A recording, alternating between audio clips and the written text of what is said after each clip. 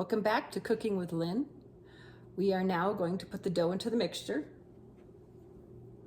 Here is the yeast mixture that has risen.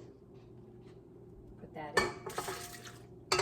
Now I'm also going to put in my oil and water mixture along with. And of course, the flour. And I'm going to turn the mixer on, lock it, put it on,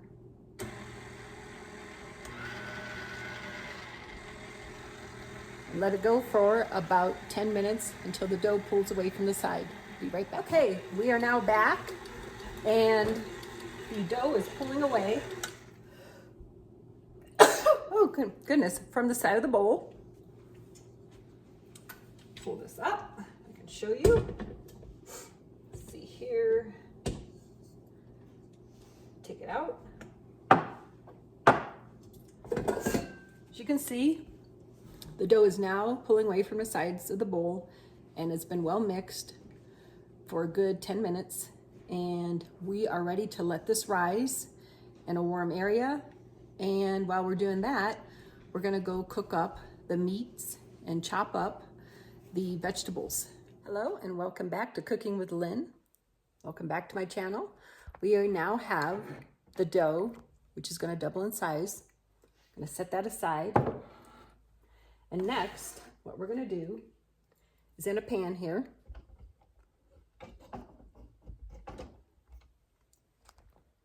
we're gonna put the sausage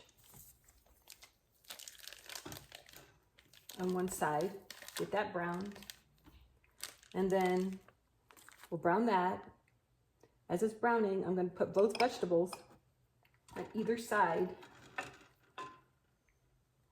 of the sausage, keeping them separate, as one pizza will have ham and the other pizza will have sausage on it for protein. Be right back.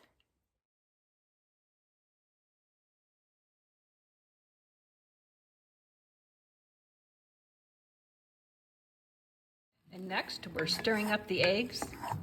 I very gently push it in. Push up all the uncooked egg. And once this is all cooked up, we are ready to put the pizza together for breakfast.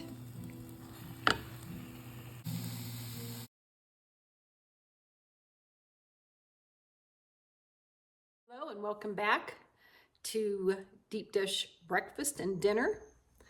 What we have here is my cast iron pans, of course, and we have the dough all ready to work. Take it out like that. Work it a little bit. And I'm going to cut the dough in half, best possible.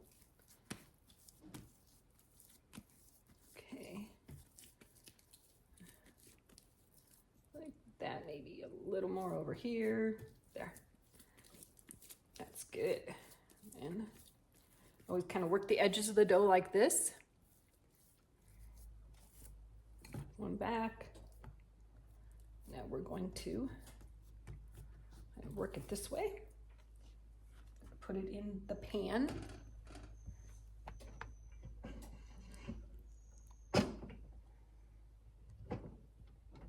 Like that.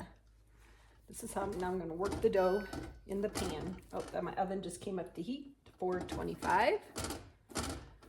And now I just push it out to the edges. Makes it nice and round. We're going to first round here, we're going to do the deep dish breakfast pizza, which will have sausage, vegetables, and egg, along with the Alfredo sauce. Work it up here. As you can see, working the dough into the pan very nicely. My fingertips, just like so. I always love pizza dough, working with it. No matter what, it always is just a very hearty breakfast or dinner dish, and everybody likes it. There we have it. Got kind of the edges a little thicker than the bottom of the dough. We have a nice puffy dough that comes out so beautifully. Gorgeous brown with the garlic powder and olive oil. Okay, so next what we're gonna do, get our sauce and our cheese. I always like putting a little bit of cheese on the bottom of it first, just a small amount, just like that. Okay, now we're going to take the Alfredo sauce and get a spoon. And we're going to, let's see here, I got 1 tablespoon, 2, 3,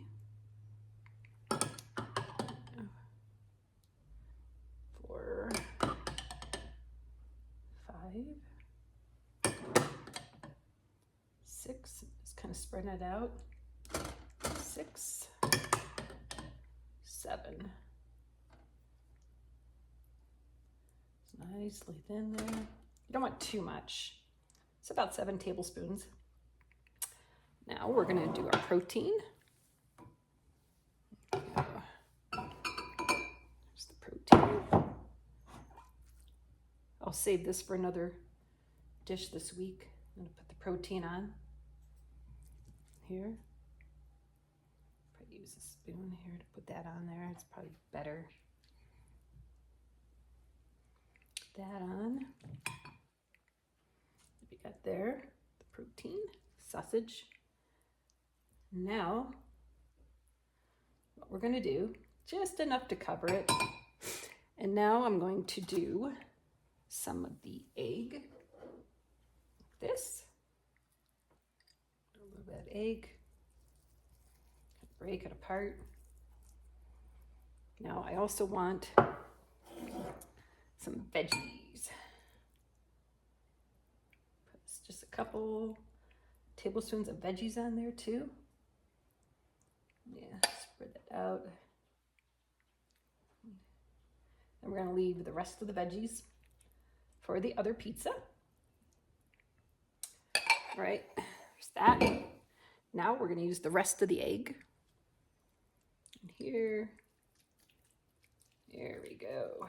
Oh, that looks so good. This is one of my favorite breakfast dishes next to potatoes and eggs, of course. There we go. And this is 2 eggs basically fried up in a pan. Okay, now what we're going to do is put some more cheese on top. Sprinkle it like this.